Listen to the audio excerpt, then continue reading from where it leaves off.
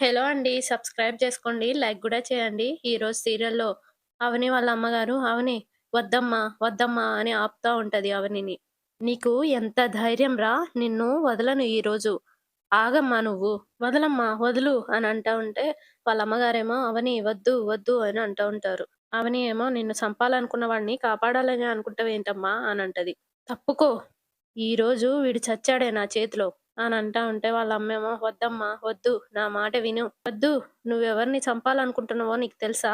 అని అనంగాల్నే అవని ఏమో, "నిన్ను చంపాలనుకున్న ఈ దుర్మార్గుడిని" అని అనంగాల్నే, "అవని వద్దమ్మా. నా మాట విను అవని. అవని విను" అని అంటా ఉంటే అవని ఏమో, "వద్దమ్మా, వదులు" అని అంటా ఉంటది. అప్పుడు మీనాక్షి, "ఈ దుర్మార్గుడే నా భర్త, మీ నాన్న" అని అనగానే అవని షాక్ అయితది. ఆ రాడ్‌ని కింద పడేసి, "అమ్మా" అని అనంగాల్నే వాళ్ళ అమ్మేమో, "అవునమ్మా. ఆయనే నీ కన్న తండ్రి" అని ఏడుస్తూ అంటది. అవని ఇంకా షాక్ అయిపోయి వాళ్ళ నాన్నని చూస్తది. "ఏంటి? ఇతనా?" అని అనంగాల్నే వాళ్ళ అమ్మేమో, "హా!" అని ఏడుస్తూ అంటది. అప్పుడు అవని, "ఈ పరమ నీచుడు, ఈ కిరాతకుడు వీడు, వీడు నా కన్న తండ్రా" అని ఏడుస్తూ, "మా అమ్మ నీకు భార్య అంటే, అంటే నేను నీకు కూతురు అని నీకు ముందే, ముందే తెలుసన్నమాట. ఇన్నాళ్ళు నువ్వు మంచివాడివి కాదని మాత్రమే అనుకున్నాను. నేనే నీ కూతురినని తెలిసి కూడా నీ తండ్రిని నేనే అని నువ్వు నాకు చెప్పలేదు అంటే నువ్వు మనిషివి కాదు. మనసు, మానవత్వం లేని ఒక మృగానివి. నువ్వు చంపేస్తావని భయపడే మా అమ్మ నువ్వు నా తండ్రివని చెప్పలేదన్న సంగతి నాకు ఇప్పుడు అర్థమైంది" అని అంటా ఉంటే మీనాక్షి ఏమో, "అతను నన్ను చంపేస్తాడన్న భయం కాదవని, మిమ్మల్ని చంపేస్తాడన్న భయంతో చెప్పలేదు" అని అంటది. అప్పుడు చక్రధర్, "నేను ఎలాంటి వాడినో మీ అమ్మకి తెలుసు. ఇప్పుడు నీకు గూడా తెలిసింది గాబట్టి, నేను నీ తండ్రినన్న విషయం చెప్తే నీకే ప్రమాదం" అనంటాడు. వెంటనే అవని, "నీలాంటి వాడి బెదిరింపులకి బెదిరిపోయే పిరికిదాన్ననుకున్నావా నన్ను" అని అనగానే చక్రధర్ ఏమో, "అంటే నేనెవరన్నది చెప్తావన్నమాట" అనంటా ఉంటే అవని ఏమో, "నీలాంటి నీచుడు, కిరాతకుడు, హంతకుడు నా తండ్రి అని నేను నా నోటితో చెప్పను. మా అమ్మ నీ భార్య, నేను నీ కూతురినని నీ నోటితోనే చెప్పేలా చేస్తా" అని సీరియస్‌గా అంటది. మా అమ్మ చక్రధర్ అనే నీ పేరు వినగానే టెన్షన్ పడిపోయింది. నీ ఫోటో చూపిచ్చగానే భయంతో వణికిపోయింది. మా అమ్మ నీ గురించి నిజం చెప్పకుండా నువ్వేదో చేస్తావనే అనుమానంతోనే అని అంటూ పక్కనే ఉన్న ఫోన్ తీస్తది. అంటే మెడిసిన్‌కెళ్ళినప్పుడు అవనికి అనుమానం వచ్చి అక్కడ ఫోన్ పెట్టి పోతది వీడియో ఆన్ జేసి. అది చూపిస్తారు.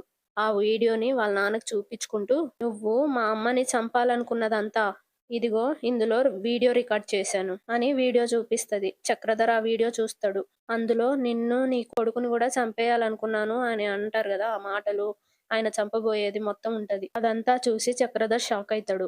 అవని ఏమో, "ఈ క్షణం నుంచి నీ వల్ల మా అమ్మకి ఏ కష్టమొచ్చినా, ఎలాంటి నష్టం జరిగినా, ఏం జరిగినా కూడా ఈ వీడియో పోలీసులకు చూపిచ్చి నిన్ను జైల్లో తోయిస్తాను. ఆ పని ఇప్పుడే చేయగలను.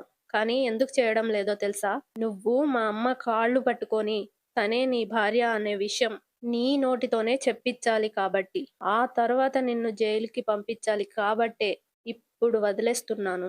నీ నోటితో నువ్వు నిజం చెప్పే వరకు నేను గాని, మా అమ్మ గాని నీ గురించి చెప్పం.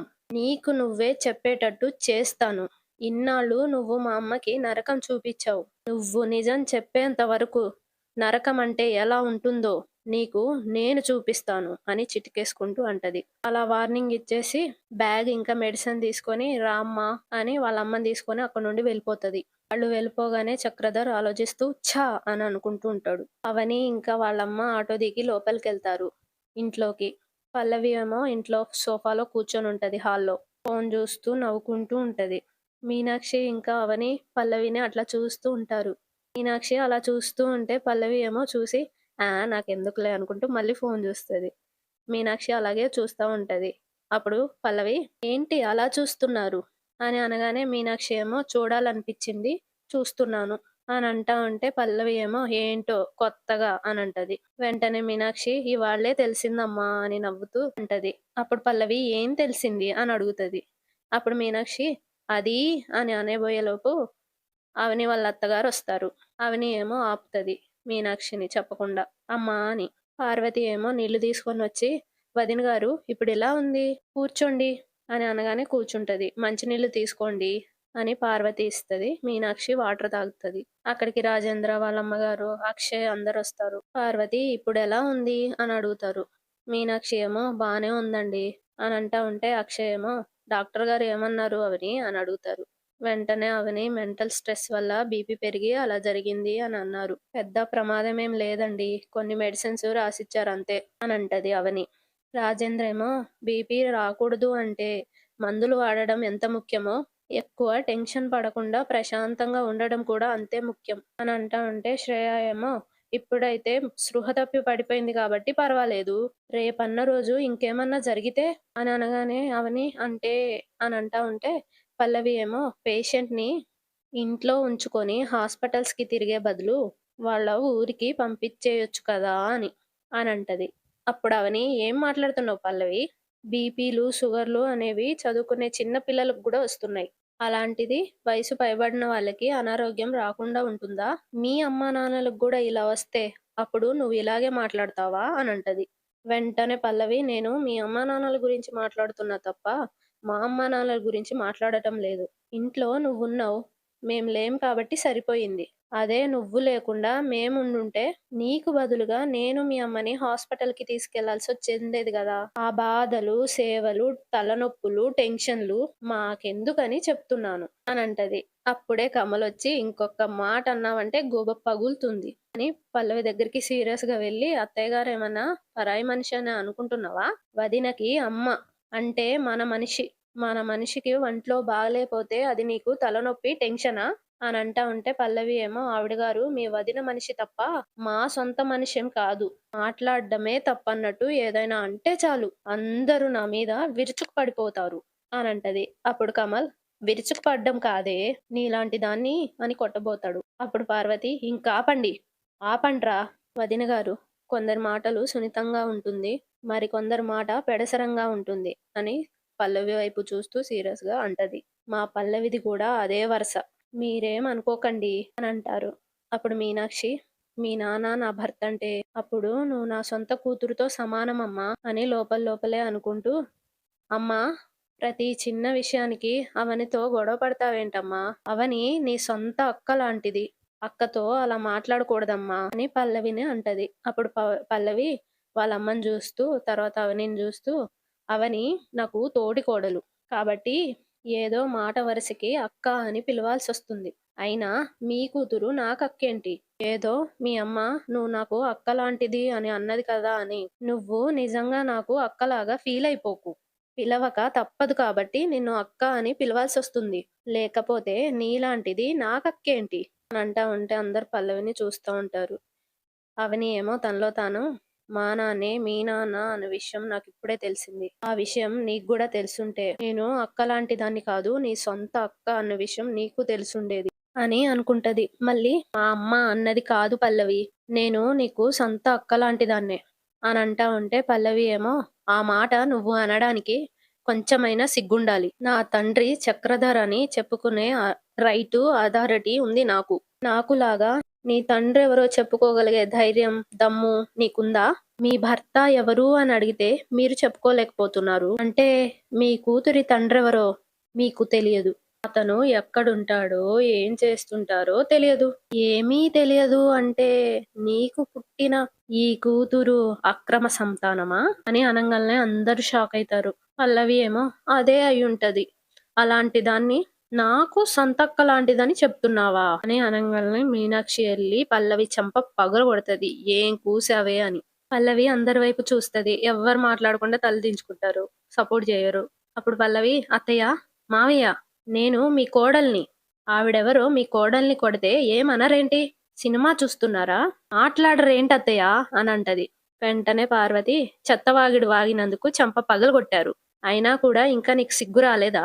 అంటది. ఇటు కమలేమో "అత్తయ్య గారు మంచి మనిషి కాబట్టి నీకు చెంపదెబ్బతో సరిపెట్టారు. అదే మరొకరెవరైనా ఉండుంటే నువ్విలా కారు కూతలు కూసినందుకు ఆ నాలుక మీద వాతలు పెట్టడమో, నాలుక చీరేయడమో చేసేది." వెంటనే అక్షయ్ "ఎవరైనా మీ అమ్మతోనో, మీ నాన్నతోనో నువ్వు అక్రమ సంతానం అనంటే వాళ్ళు కూడా ఇప్పుడు అత్తయ్య గారు చేసిన పనే చేస్తారు. చేస్తారా లేదా అని వెళ్లి మీ అమ్మనడుగు. అత్తయ్య గారు మీరు చాలా మంచి పని జేశారు" అంటాడు. అక్షయ్ వాళ్ళ నాన్నమ్మ కూడా "మీరు ఒక్కటి కొట్టి ఊరుకోవడమే నాకు నచ్చలేదు. నోట్లో ఉన్న పళ్ళన్నీ రాలిపోయే వరకు కొట్టుంటే ఎవరితో ఎలా మాట్లాడాలో తెలిసొచ్చేది అని అనంగానే పల్లవి అక్కడి నుండి కోపంగా వెళ్ళిపోతది. అవనీను వాళ్ళమ్మ ఫీల్ అయితూ ఉంటారు. పల్లవి ఏమో లోపలికెళ్ళిపోయి ఆమె కొట్టింది అందరూ అన్న మాటలు తలుచుకొని కోపంతో రగిలిపోతా ఉంటది. అక్కడికి శ్రేయ వచ్చి తనలో తాను ఇది నా మీద రెచ్చిపోయినట్టు అందరి మీద రెచ్చిపోతే ఊరుకుంటారా ఏంటి? మంచి పనే జరిగింది దీనికి అని అనుకొని పల్లవి దగ్గరకొచ్చి నిలబడి బాధపడుతున్నావా పల్లవి? ఆ మీనాక్షి నీకు చుట్టం కాదు, నాకు చుట్టం కాదు. ఆవిడెవరు నిన్ను కొట్టడానికి? పరాయి మనిషి అంత ధైర్యంగా అందరి ముందు నిన్ను కొట్టింది అంటే నేను నమ్మలేకపోతున్నాను. అలాంటి వాళ్ళు ఏలు చూపిస్తే మోచేతిని మింగేస్తారు.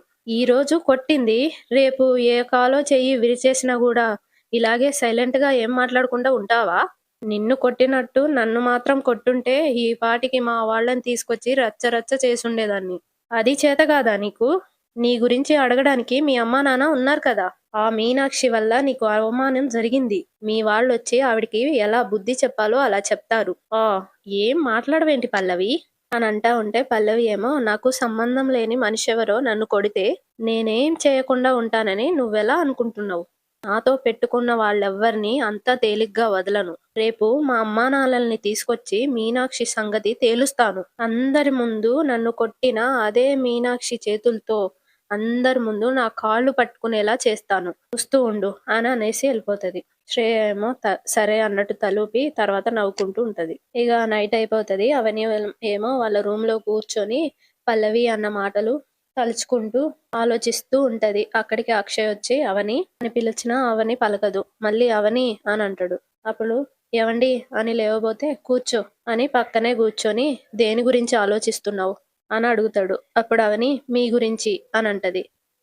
వెంటనే అక్షయ్ నా గురించా అని అనగానే అవని తలూపి చాలా థ్యాంక్స్ అండి అని అంటది. అప్పుడు అక్షయ్ దేనికి అని అడుగుతాడు. వెంటనే అవని నా పరిస్థితి అర్థం చేసుకొని నన్ను మా అమ్మని సపోర్ట్ చేసి మాట్లాడినందుకు, మా తమ్ముడు మా అమ్మని తనతో తీసుకెళ్తాను అంటే మా అమ్మని పంపించేయకుండా ఇక్కడే ఉంటుందని చెప్పారు అని ఏడుస్తూ మీరు అలా అన్నందుకు చాలా ఆనందంగా అనిపించిందండి, చాలా చాలా థ్యాంక్స్ అని ఏడుస్తా ఉంటది.